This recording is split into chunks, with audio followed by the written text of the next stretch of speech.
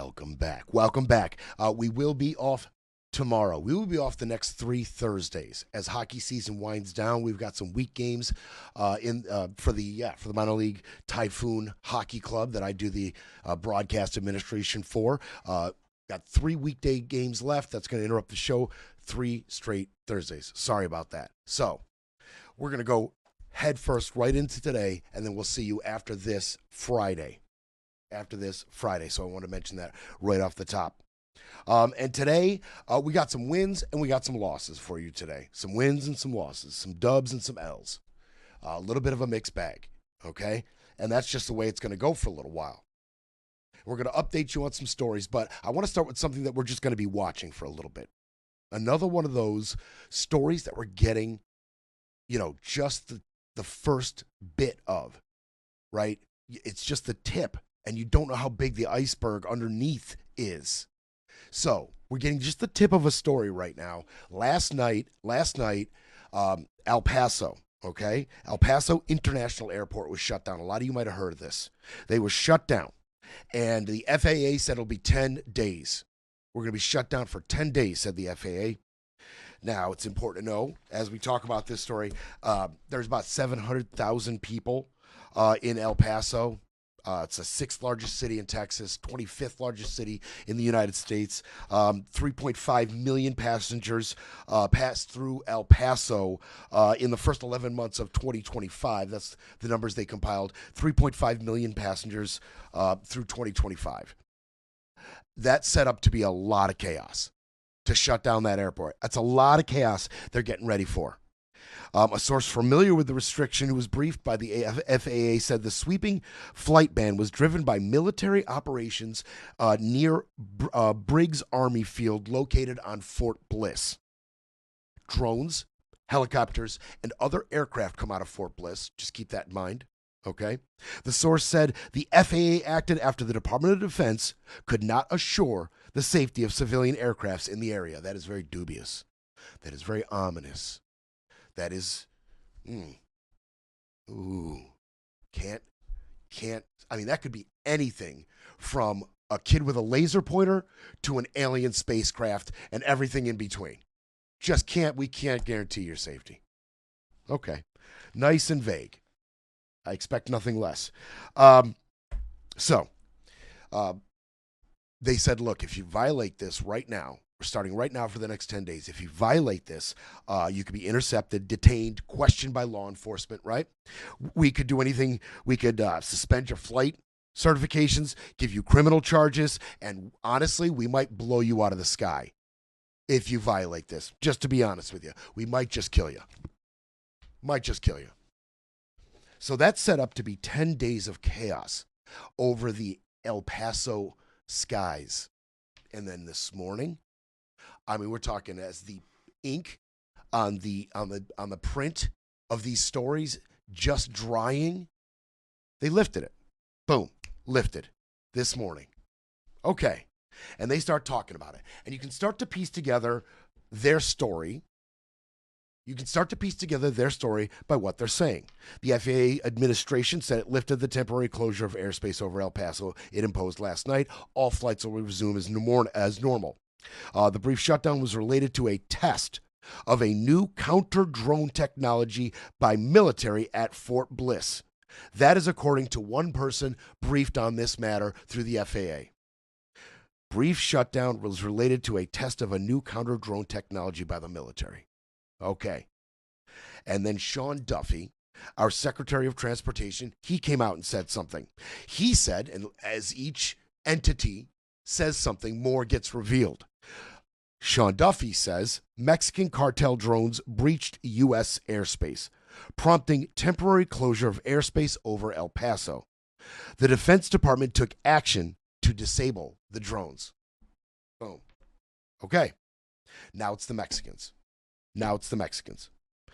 We've got Mexican drone incursion, military deploys anti-drone technology, and why isn't it safe for you? Probably because It's the type of anti-drone technology that maybe it goes by speed of incoming craft or some other method to detect these drones that could be fooled possibly by a commercial aircraft or even smaller, private, smaller craft. Basically, their anti-drone technology could accidentally mistake a private craft for a Mexican drone and blow you out of the sky. Boom. Okay, we got your story. We got your story, FAA. We got your story, Sean Duffy. Thank you very much. But, Veronica Escobar, who is a congresswoman representing El Paso, she smells something fishy. She smells something fishy. She knows about this Mexican drone incursion. She's aware of it. She's well informed on it, this being her district. She spoke about this. Veronica Escobar spoke about this. She said there have been drone incursions from Mexico going back to as long as drones existed. So this is nothing new. The drone incursion from Mexico, obviously not something any of us want to see, but this is not unusual. And there was nothing extraordinary about any drone incursion into the U.S. that I'm aware of. She continues, pushing it a little bit. There's no threat. There was not a threat, which is why the FAA lifted the restrictions so quickly. The information coming from the administration does not add up. Okay. There's been a couple of responses to this. Okay, Veronica, you're on the case. You're on the case. You don't think we're being told the truth? I'd love for you to do some digging. I'd love for some independent reporting or some larger entities, larger outlets to do some digging and find out what happened that night then. Somebody must know. Or at least, hey, verify what the FAA is telling us. Verify what Sean Duffy's telling us. If you do some more digging and find out they're telling you the absolute truth, maybe there was something unusual about the drone incursion that night, Miss Escobar. Maybe there was something so unusual and this was an opportunity for whatever reason for this military base to test out some new anti-drone technology, and they were afraid they might hit commercial vehicles instead. I mean, it's not the craziest story I've ever heard. So either do their work for them and verify their story, or tell me what really happened. Ball's in your court, Veronica. Ball's in your court. All right, we're going to keep it moving. We're going to keep it Oscar Mike. The Mark Kelly story, right? We were doing a Mark Kelly story. We talked about Judge Leon being asked to grant an injunction against the DOJ and Department of Defense for trying to demote Mark Kelly and interrupt his retirement benefits, right? And this is a broader effort to also get him charged. Not just him, all 6 of those lawmakers on that video. You know the video I'm talking about. Asking service members to remember that they are bound to not follow illegal or immoral orders, right? Remember, you are not to follow those orders. You are to report them. You know, pretty basic stuff. Nothing real controversial there. But they knew. They knew they were poking, right? They knew they were poking. Let's be honest. The timing, right after Trump and, Hegseth go in front of all the admirals and generals for a little pep rally that didn't quite land, right? Right after that, we get this video from these 6 Democratic lawmakers, 2 senators, 4 reps saying, hey, in the face of this little pep rally you just heard, remember, service members, don't follow illegal orders. Boom. On its face, pretty innocuous, but we know it. We know it for what it really is. It's poking. It's poking directly in the face of that pep rally. So, Hegseth was activated. Trump was activated. They were activated on the heels of this. Right? So, not only did they try to demote Kelly, interrupt his retirement benefits, but they tried to indict all 6 of these people. They tried to indict all 6 of them. Oh, yeah. They went to a grand jury to indict them. They wanted to indict them over their comments. What they claim, this is what they claim, all right? They're charging them with felonies, all right? Trying to interfere with, impair, or influence the loyalty, morale, or discipline of military or naval forces of the United States. Yeah, they tried to hit these guys with felonies. Felonies. Well, they went to a grand jury. This one in Jeanine Pirro's neck of the woods, right? The U.S. District Court for Washington. You know, this is a loss for Jeanine. This is a loss, another loss for Pam. This grand jury failed to indict any of them. Would not do it. Don't forget,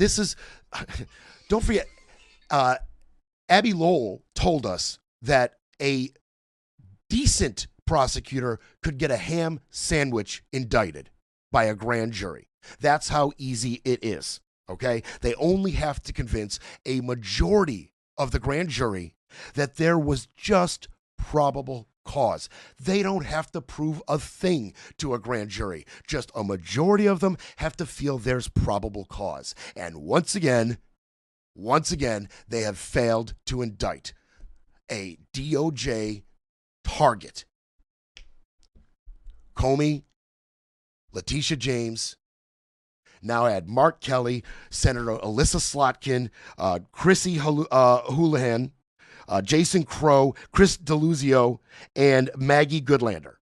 Add them all to the list of Trump administration enemies that Pam's DOJ has failed to get a grand jury indictment on. Crazy how many L's Pam is racking up right now as she gets hammered in the Oversight Committee. Hammered. Yeah, they wouldn't do it. They wouldn't do it. And, legal experts are saying even if they had gotten the indictment, there's major obstacles to get a conviction on these people. What kind of obstacles? The obstacles that are being raised in Judge Leon's injunction decision, which is you're violating Mark Kelly's First Amendment right. It's pretty clear. You are violating his First Amendment rights. And don't forget, the basis to get a dismissal on vindictive prosecution is, are you prosecuting this person for exercising their constitutional rights, like free speech? That is what Judge Leon said Mark Kelly was doing. And if they were to get an indictment on any of these people, that is exactly what a jury would say as well. Or a judge, or a magistrate judge. It would never get there. It would never get there. This is a huge L. What's great about this L, what I love about this L, honestly, they poked the bear and they got all of his honey. I mean, they could have just gotten their little feathers rankled, right? They could have gotten their little panties bunched up about that video, and they could have gone to Truth Social and made appearances on Fox and talked about these people and railed against them and how wrong this is. They could have just done that, but no, they had to go too far.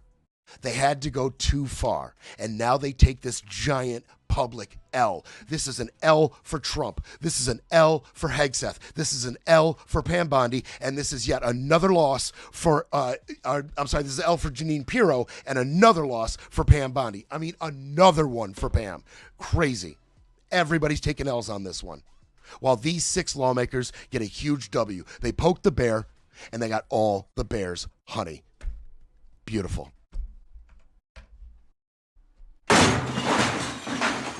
It's time for a quick break, then we break some more. You're listening to Brett Breaks Things.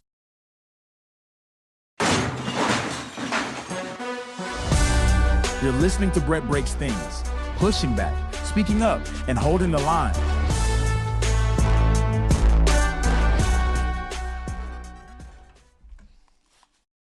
All right, let's keep it moving.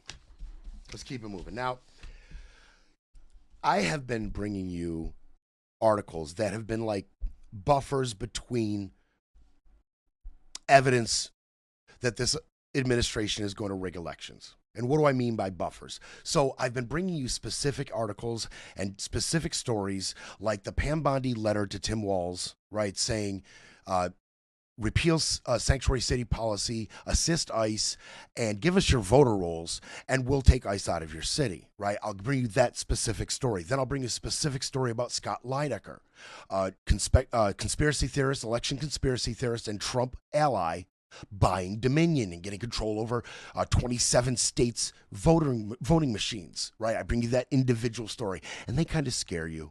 Individually, they scare you. The FBI raid, all these stories. But then you'll get these buffer op-ed pieces from great writers that really scare the crap out of us when they put all this stuff together. And then I'll get another one with more info, and I'll get scared even more, and I'll scare you. Right? You've heard me do these stories. You've heard me refer to these articles. But there's one I'm going to give you today from Eric Levitz.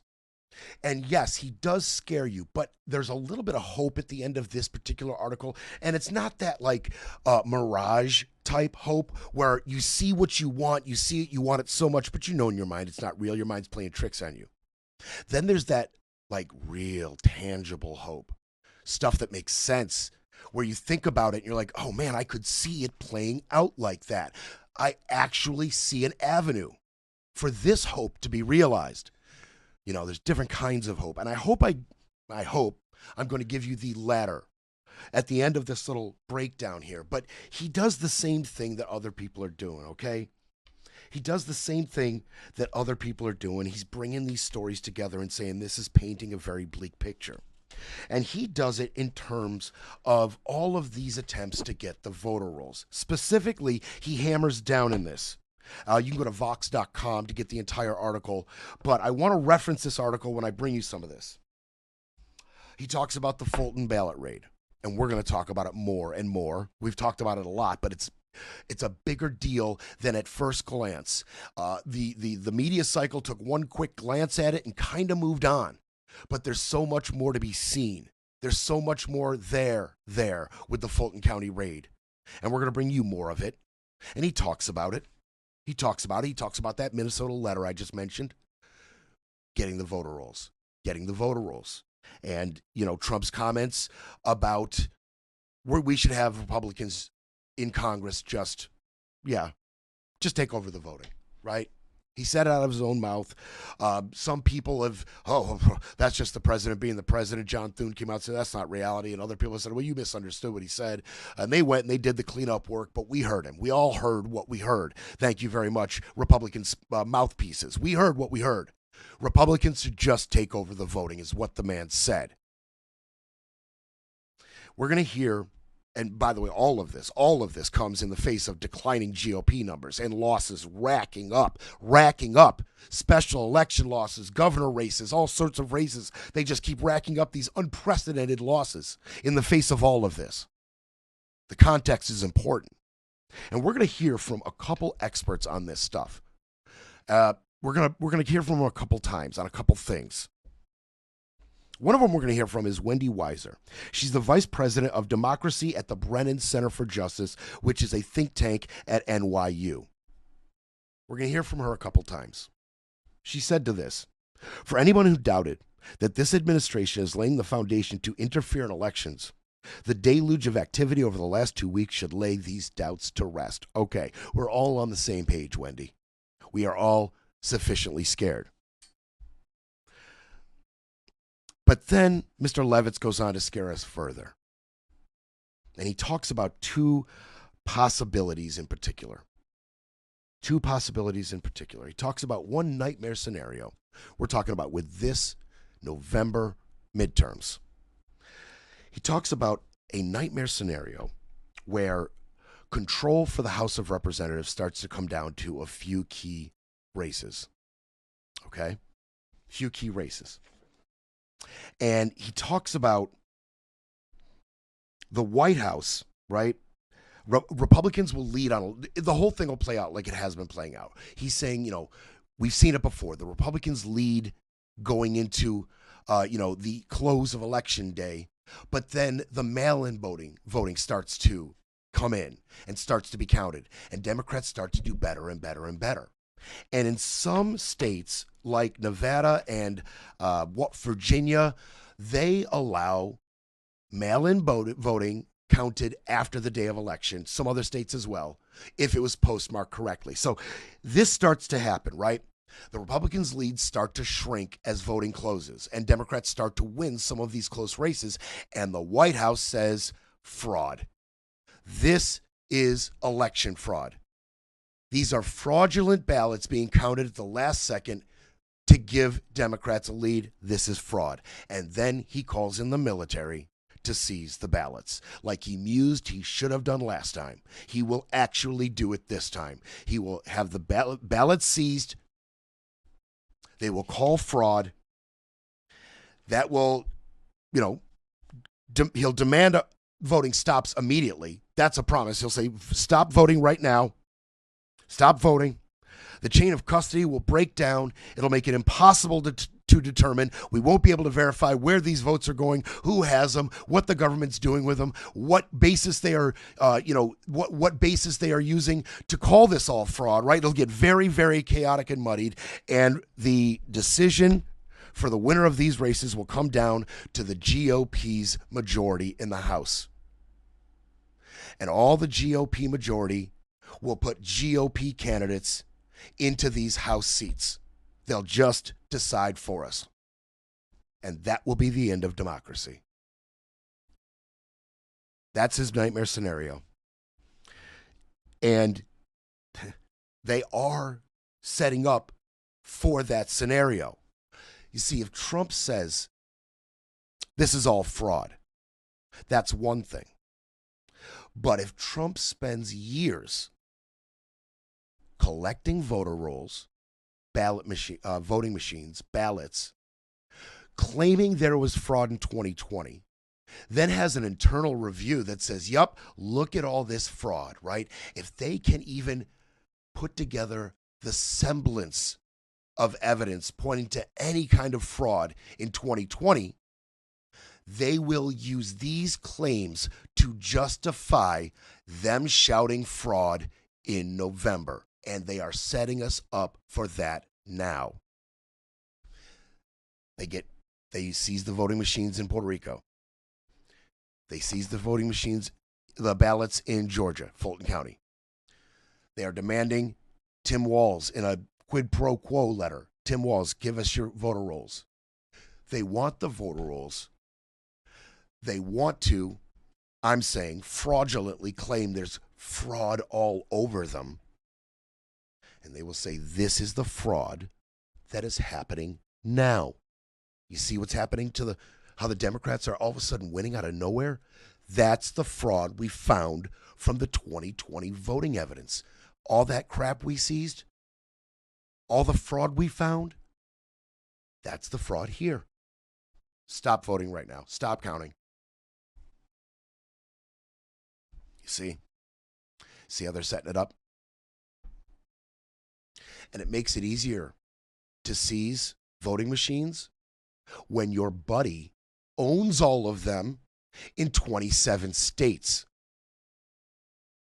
Hands them over. Here you go. Oh, and don't forget, I control the electronic voting apparatus in another 16 states or 14 states, whatever it is, whole bunch of states. That's his other company that produces the electronic voting ballots. Oh, you can have all that too. Gotcha, Don. They're also claiming, Mr. Levitz is, he's claiming that, yeah, he's going to use the military. That's the other thing. He's going to use federal agencies and the military. He's going to use the military to seize the machines, and he's going to have ICE at polling places. And this could have kind of a multi-pronged effect, chilling effect on voting. And, it was a really good breakdown in the article, and I took it just kind of a step further, but, based on what he's saying and what we've seen. Yeah, you put ICE at the voting centers, and you could get a number of effects that the Trump administration would find favorable. One, you could cause a lot of chaos, protesting, lots of vehicles, blocking access to voting places, right? Don't get near our car. We'll park where I want. It could cause general chaos, which could make it harder for people to literally get to their polling places, especially if you create the chaos localized. Another thing, they could start to really hammer down on the undocumented immigration deportation. And by that, I mean anybody of color that's standing in the line Or maybe we just throw our facial recognition technology up in your face. Bink, okay, you're documented and you're a registered voter, but it shows here your uncle is an undocumented immigrant who's living with you. Come with us, please. What if they do that to just a handful of people and everybody in those people's neighborhoods catch wind of it? You taking the chance? What kind of pressure are you getting from your loved ones who may be undocumented, either living with you, work with you, know you in some capacity? Pressure from them saying, look, I know you want to go vote. You worked real hard. You're an American citizen. You have a vote. But if you do this, you might be saying goodbye to, Teo or Abuela or whoever. You might be saying goodbye. You go vote. They might grab you up, find us, and send us out of here. Is it worth it? Is it worth it? And of course, we could also set up a nice little quid pro quo like with Minnesota. Hey, you want these ICE away from your polling places? Then just give over your voter roll and they'll be gone. Poof.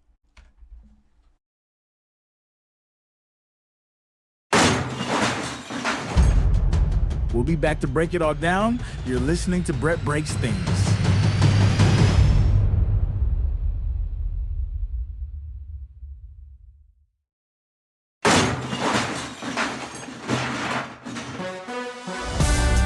Brett Breaks Things, fighting for America one mic drop at a time.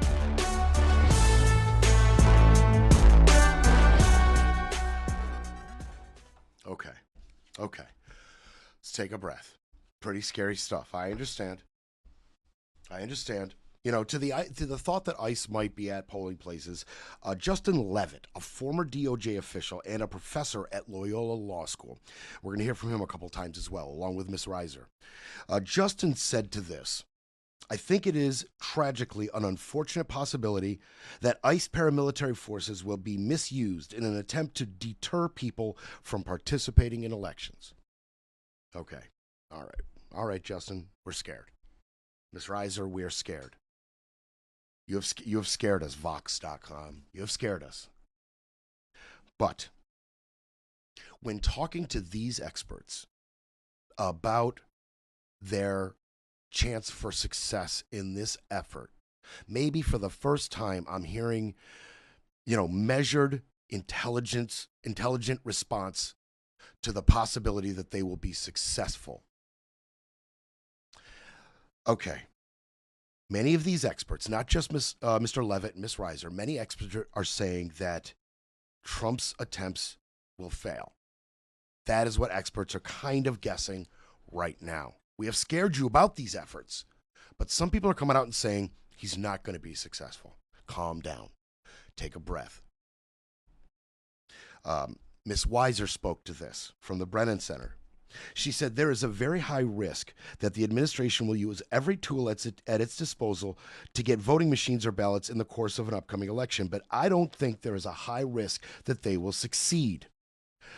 Levitt spoke to this. He said, I think every magistrate judge in the country would understand the difference between a search warrant to seize materials for an election that happened 5 years ago and a search warrant to seize election materials from an election in progress. I understand why people are worried, but it's not remotely the same. Okay. You're saying the judges will stop the military from seizing those ballots. Okay. All right. I'll take that under consideration. Thank you. Now, Cleta Mitchell, yes, Trump ally, wacko conspiracy theorist, lawyer, Cleta Mitchell, she had claimed some time back that the Constitution has a clause that gives the president authority over election administrations in the event of a foreign attack. That has been theorized to be the basis for maybe some avenues they could be pursuing, like, right, getting Tulsi Gabbard involved, or DNI, right? Why is Tulsi Gabbard there? Because there may be foreign interference and meddling involved in the fraud in Fulton County. Well, if there's foreign meddling and interference, that is a foreign attack. And the Constitution, says Cleta Mitchell, gives the president election authority during such an instance. All right, well, legal experts are saying no such clause exists, period. Period. They're saying judges would resist, elected officials would resist, and some legal experts are saying, yeah, the military itself might stop right there. Might stop short right there. Okay. Okay, good. I'm feeling a little better. Scott, you feeling a little bit better?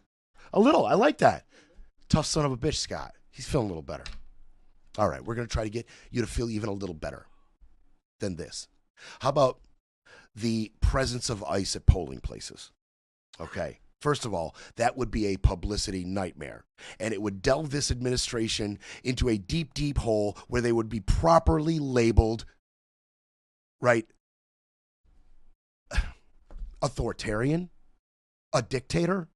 Anything you want to apply to Trump at that point, this is the stuff of, third world, wacko, militaristic countries that just, where violence is the only answer to any type of political opposition to the will of the people.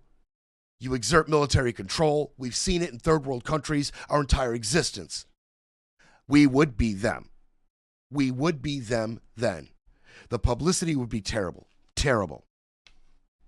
And Mr. Levitt says, still won't help flip the elections.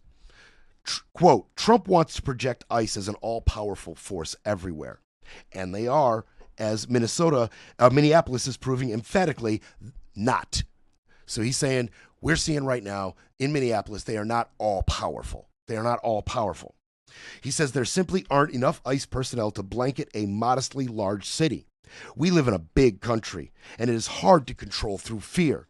So he's saying not enough ICE agents. Unless he deploys the military itself, and then we simply are a third world country at that point.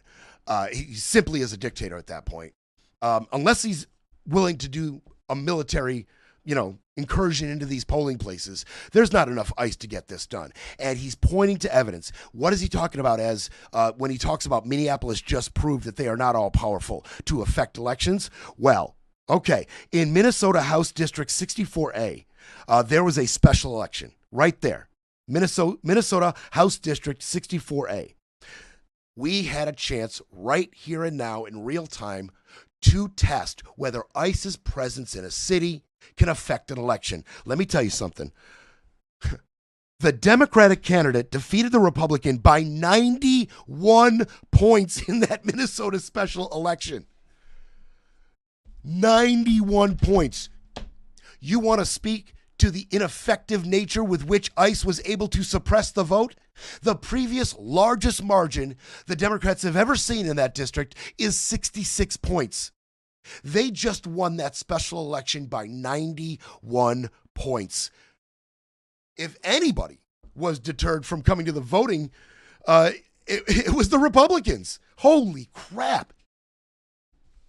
So there's your evidence that what Mr. Levitt says holds water. We all may be overestimating the effect of ICE at polling places. Military, that might be another story. That might be another story. But I felt a little better after reading that. And now I want to talk about some more wins, and specifically wins connected to the FBI raid in Fulton County, since we're talking about it, since we're on the subject. Details are coming out about the impetus for this raid, the justification. Why now? What information did they get from who? Well, the information is pretty scary and a little embarrassing for Republicans in the FBI right now. But I want to tell you about this guy, Kevin Moncla. We've talked about him before. tied to the Election Integrity Network, which we've talked about before as being a fringy, right-wing, election-denying group of lawyers who have attacked the 2020 elections over and over and over again and got defeated over and over and over again, trying to get their hands on the ballots in Georgia. The Election Integrity Network. We're going to bring them up a few times. So this guy, Moncla, not only is he a wacko election denier, but he's also a perverted scumbag, and I'll get to that. It turns out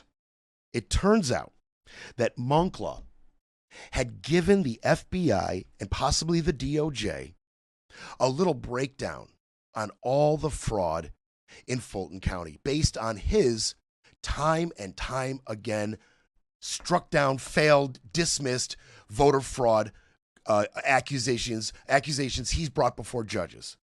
Time and time again, the Election Integrity Network and Kevin himself have tried to get these voters, these ballots because of fraud, and time again, they have been shot down. This is what was used to justify this raid. And we know this because they talked about it. The affidavit to get this warrant. That's what's in question right now. What supposed signs of fraud did they go on to get this warrant, to get the ballots? That's what we're talking about. How did they justify the warrant? So last week, this guy Moncla, Kevin Moncla, wacko, told ProPublica that he'd been interviewed twice by investigators and attorneys of various offices who work on behalf of the U.S. government regarding his claims that proof of fraud could be found in Fulton County's 2020 voting records. And he provided them with data backing complaints he's filed to Georgia's state election board. You know, all the wacko, dismissed, and struck down claims that he brought to the election board. None of them successful. None of them. Okay, so here's Kevin telling you, yeah, I talked to investigators and attorneys just before the raid. I talked to them. That's what he's saying. Okay. What about a conference call? A conference call between two activists associated with the Election Integrity Network. And by the way, it's Cleta Mitchell's Election Integrity. That's right, that Cleta Mitchell. Same Cleta Mitchell. It's her Election Integrity Network. And two of her little activists, including a guy named Garland Favorito, they all got on this conference call and they started talking about Mr. Moncla. What did they have to say? Well, two of the activists associated with this network said the Justice Department had used files and exhibits from Moncla's research in suing Fulton County for the same records seized by the FBI. The DOJ filed the lawsuit the day after soliciting Moncla's materials. Okay, it's becoming clear now. The FBI literally went to one of the biggest election deniers ever and said, what do you got? What kind of evidence do you have? Let us see that evidence. And when Moncla handed over his evidence that's been defeated time and time again, the FBI said, this is wonderful. And the next day they got the warrant for the search. That's how they're doing business now. That's how they're doing business. Justifying a raid to seize election ballots because of the word and work and research of a wacko, perverted Kevin Moncla. Garland Favorito kept talking. Oh, he had more to say. Oh, he said, yeah, on this meeting, he said, yeah, they went to Kevin for this information. They went straight to him. That's what Garland Favorito says. And he says, you know what? I did too. Oh, yeah, I'm a big shot. I'm smart. I'm smart. He said, I went too. I had evidence. And they came and they saw me too. Quote from Mr. Favorito, the DOJ knows who to call to get the information they need. I'll be honest with you, they rely on our stuff a lot. Okay. All right. So DOJ declined to answer. Favorito declined to answer questions. As far as Mitchell goes, the day after the FBI raid, she wrote this on social media. This is the answer to everyone's question, why did the FBI raid Fulton County's election warehouse? And she linked Moncla's report directly. So, Fulton County Board of Elections, they have sued.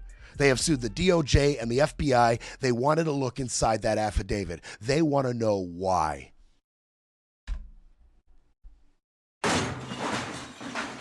Breaking politics, breaking narratives, breaking news. But first, we need a coffee break.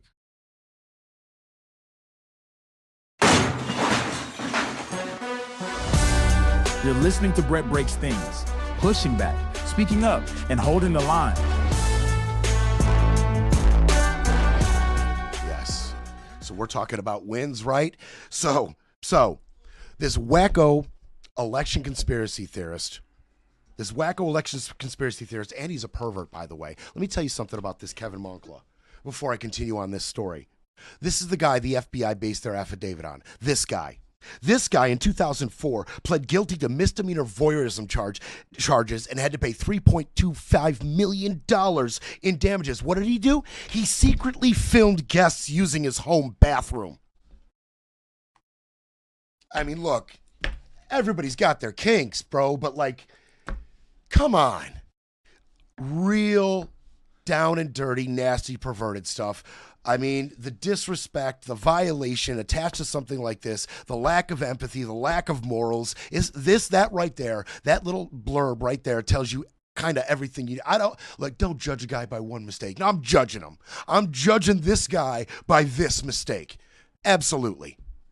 That's all I really need to know about this person, along with being a devout election conspiracy theorist. Let me tell you something else about this Moncla guy. We've been down this road with Moncla. So, you remember situations that arose in 2020 around the election counting in Fulton County, right? The reason all this is happening, right? Put yourself back in that environment. And there were accusations thrown around, right? There were accusations thrown around, and you might remember the names Ruby Freeman and Shay Moss. That's right, the election official workers who got accused of all these nasty things by a bunch of people. One of those sources that accused them was Gateway Pundit. And Gateway Pundit got sued. And in the court filings, Gateway Pundit said, yeah, we relied all of our accusations against Moss and Freeman on Moncla. Moncla was the one who disseminated the video, told us what fraud was happening, brought us our evidence to run with and the proof. It was all Moncla. And we find out later, and they called him this in court, we find out later that Moncla was a goddamned fraud and a known fabricator. Of course, they weren't using that diligence back when they attacked Ruby and Shay, but they saw it clearly in the court filings by then. Oh, yeah. Moncla was behind the persecution of Ruby Freeman and Shay Moss. It was Moncla. It was Moncla's little research that Rudy Giuliani felt so comfortable going on cameras and calling Ruby Freeman and Shay Moss fraudulent election workers and wanted to have charges brought up on them and had all of MAGA frothed up at the prospect of getting at these two. Well, they won their suit against Gateway Pundit for an undisclosed amount, and they won their suit against Giuliani.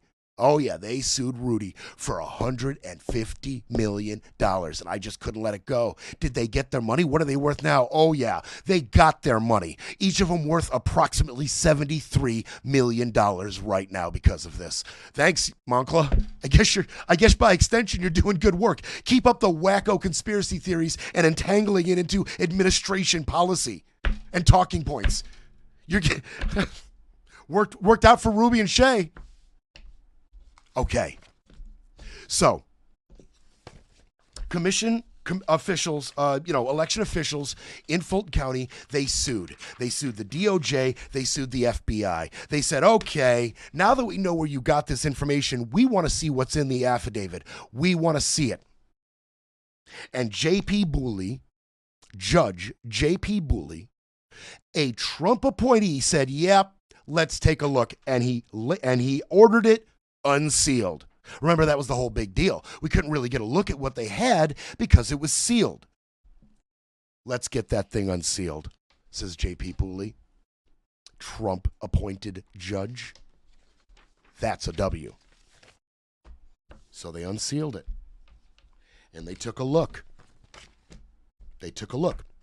First, let's talk about what it did not have. It did not have anybody to be charged, no names of anyone who has committed a crime. It had no evidence of anything.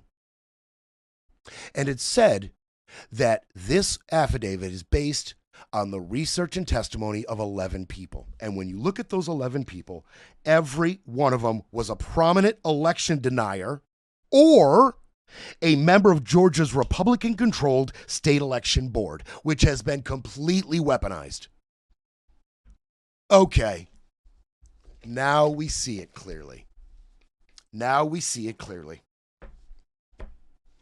The affidavit said, it talked about errors. It talked about duplicate voted ballots being possibly counted twice. Scanned copies missing. It had a few select grievances in there that they purport are happened in 2020 and could be happening elsewhere, right? Violations. Okay. Specific crimes. They named a few, but they were really hung up on duplicate ballots and missing scans. That's what they were really, really hung up on. Not evidence, no evidence, and nobody being charged. No names. We don't know who did it, and we have no evidence that it was done. But here's what we're looking for. Great. And the FBI special agent in charge of this, he wrote in the affidavit, if these deficiencies were the result of intentional action, it would be a violation of federal law, whether or not any of them were significant enough to affect the outcome of the race. So even they're admitting, yeah, we already know about all those independent reviews and William Barr and everybody saying not only did no fraud occur, but even if it had in the way you describe, it would not have swayed the election at all. And he gets right out in front of it. He says, look, a crime's a crime. A crime's a crime. Whether it affected the outcome of the election or not, a crime's a crime, and we're going to get to the freaking bottom of it. Now, this guy, Rob Pitts, he's the chairman of the Fulton County Board of Commissioners. He is leading the lawsuit against the DOJ and the FBI. He said these accusations have been debunked, but here we go again on merry-go-round. There are no rules. They're just doing anything they choose to do at this point in time, disregarding the Constitution altogether. Okay, the legality now. Now let's see just how illegal this may or may not be. David Becker, executive director at the nonprofit Center for Election Innovation and Research. He spoke to this. The legality of this affidavit, he spoke to it. He said this is all very weak. In order for there to be a commission of federal crimes, there has to be intent. And this affidavit basically admits that there was no intent. They cite reviews that confirm that there is no intent. I've never seen an affidavit concede that a necessary element of the crimes was just not there. Remember, to get a warrant, federal authorities, they have to prove not that there was a crime, okay? They just have to convince a judge that there is a substantial likelihood that a crime may have occurred and that the warrant in question to search a place, that place may uncover evidence of a possible crime. That's it. That's all. And so, Atlanta-based U.S. Magistrate Judge Catherine M. Salinas determined that those investigations met the threshold. That judge, Catherine M. Salinas, said, you know what? Your little 11 people wacko conspiracy review and research that you've put to this affidavit, that's fine. Sure, you can go with it. Have fun. Raid the Fulton County Election Office. Mazel tov. Okay, so now you're asking the question I wanted to ask. Of course I wanted to ask it. Who is this Judge Salinas to make such a frivolous decision? She is the magistrate judge of the U.S. District Court of the Northern District of Georgia. She is the magistrate judge. How do these magistrate judges get selected? They are selected by vote of the 10 U.S. District Court judges in that district. So I looked into those judges. Turns out 6 of those judges in the U.S. District Court for the Northern District of Georgia. 6 of them are Democrats. 4 of them are Republicans. They voted in the majority to seat Judge Salinas as the magistrate judge in that district. That is who chose her. That is who chose her. What her politics are, who knows? Could she just have been, in her mind, doing the best she can do? This is the best I can do. This little independent 11 wacko review, it's gonna have to be enough. I feel it's enough, and that's all I can do is just judge, go by my gut, go by my judgment, and my judgment is it's enough. Or was something more nefarious at play? And by the way, as far as those issues that they raised, one, they said you're missing like 500,000 scanned ballots. Well, those scanned ballots are missing. But those are scanned ballots, copies of the actual ballots, which every single actual ballot in Fulton County was accounted for. And they have told them that a number of times. If you'd like to go scan them again, they're right over there, every single one. And as far as the other charge of the 3,000 ballots being counted twice, every single investigation into those double scanned ballots found no evidence that the double scanned ballots counted as 2 votes. It was just a redundancy that was immediately corrected upon realization. And multiple investigations have proven that. And they all know that as well. So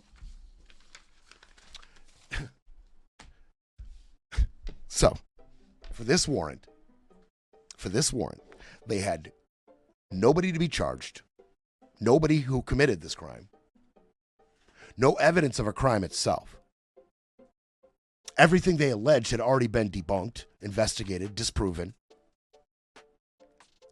And to base this warrant on, they had 11 wacko conspiracy theorists give them their research and opinion.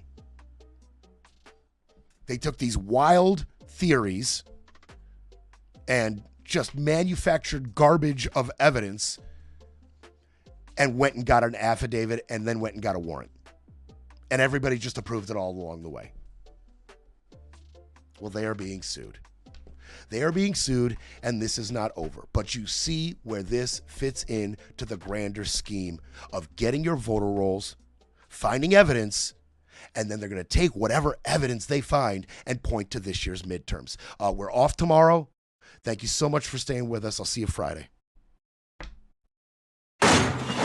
They'll try to repair the narrative, but Brett Breaks Things will be back tomorrow to break it all down.